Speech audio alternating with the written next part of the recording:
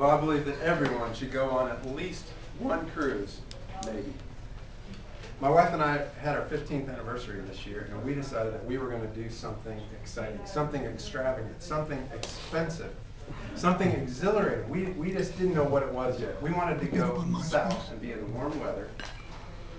So we started doing our research. We started looking and finding out all the costs associated with all of our options. And when we began comparing the costs of renting a place and renting a car and buying food and paying for your own entertainment, the costs began to add up, and we realized that a lot of people have been mentioning the idea of a cruise. And when we started looking at the costs of it, the fact that it was quote-unquote all-inclusive, we began to get very intrigued. In fact, we decided to do it. We booked our tickets. We were so excited. We called the grandmothers, and we had them come take care of the kids, and we began to get ready. But there are some negatives that we encountered during our time on the cruise that I'd like to share with you guys today, both some positives and some negatives, just so that in case you ever decide to go on a cruise, you'll be a little bit more prepared than we were. There are 3 things that I'd suggest you don't do. One is, don't think that the price is all-inclusive. Don't go during spring break week. And don't forget your Dramamine. Imagine if you go into a beautiful, gorgeous hotel, and the first thing that happens is they lock the doors behind you.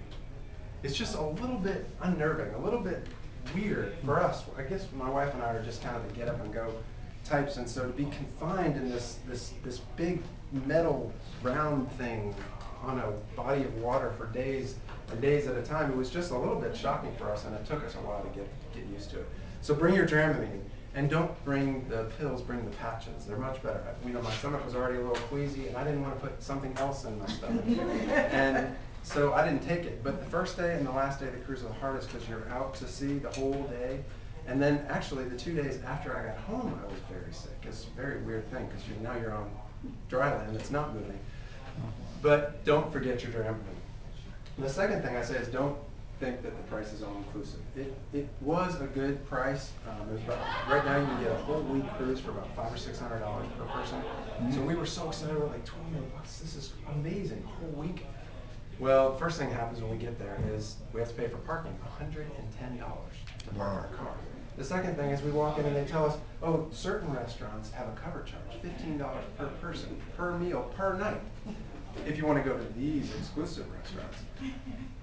The next thing we stumbled upon was the excursions, and they try to sell you on every excursion imaginable, but the one that my wife really wanted to go on was the beach horse ride.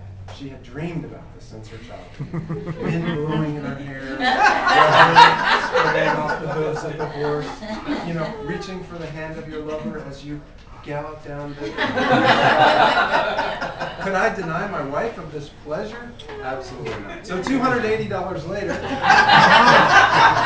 we had a fantastic beach ride with our horse, our 2 horses.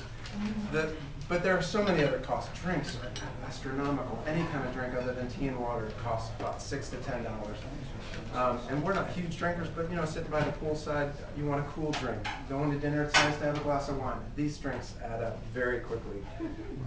The taxis, when we go to port, the tips, the mandatory tips of $10 per person per day. And then if you go to Florida or cruise out of Florida, you also have a flight and maybe even a hotel for the night. These costs all add up. All said and done, our costs were probably about twice as much as what we expected to pay. So don't think that the price is all inclusive. And lastly, don't go during spring break week. Do not go during spring break week. 2/3 of the people on our ship were college seniors. And they were there for one reason only, to party. And party they did. They partied very well. We learned to get around them for the most part. Once you get used to the flesh and the drunkenness, it's constantly around you. We're able to have a good time. However, at 2 in the morning, or 3 in the morning, and 4 in the morning, to have somebody running down the hallway screaming or singing or falling or fighting is very discouraging and unnerving, especially when you're trying to relax and have a great time with your wife. and get away from the kids just for a few days. However, there are some wonderful things about a cruise, and most of you probably know that the most fantastic thing about a cruise is the food. It was fantastic.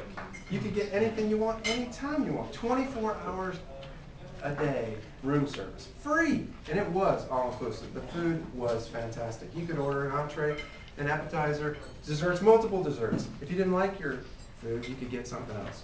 And the staff were wonderful. The food was great. The entertainment was also fantastic. And my wife and I are not big on spending and taking a lot of time to go being entertained, but just having someplace to go every night, knowing where we were going to go, not have to worry about getting there and rushing. It was wonderful. But the most important thing, which I've already alluded to several times, is that spending time together was the best part about being on a cruise. We have not had, in 12 years of having kids, we've not had more than one day of time together alone without the kids. To have 7 was absolutely fantastic. Holding hands, walking, eating together, sleeping late, just enjoying each other. Day in, day out, staring into each other's eyes, talking, not talking, just quiet. It was absolutely fantastic. I highly recommend that everybody go on at least one cruise, maybe.